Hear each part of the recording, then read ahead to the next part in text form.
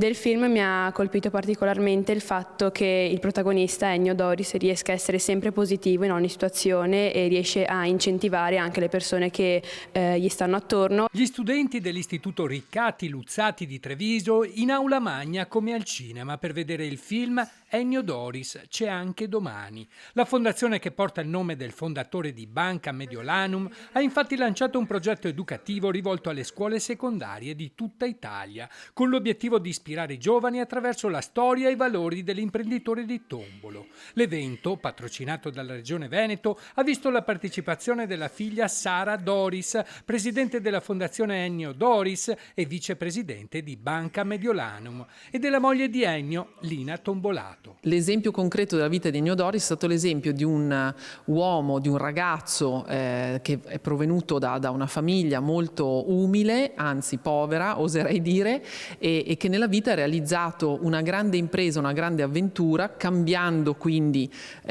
con i tempi che cambiavano, ma rimanendo sempre fedeli a quei valori della propria terra, della propria famiglia, ciò che aveva imparato in casa.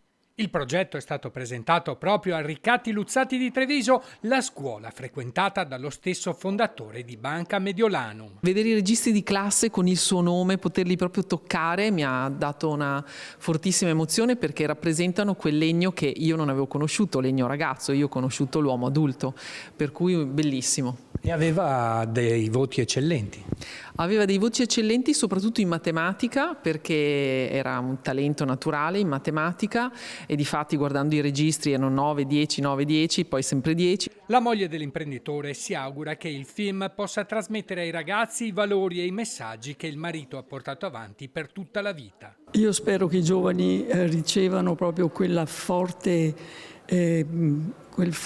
entusiasmo, quel credere nei propri sogni, perché è quello che io desidero che passino, perché si può sognare, si può realizzare il sogno. La parte secondo me più bella e la parte che si sente molto di più nel film, che secondo me ha colpito tutti, è stata la famiglia. Ennio si vede che è molto legato alla sua famiglia e che probabilmente è ciò che lo spinge a fare il suo lavoro nel modo in cui lo fa.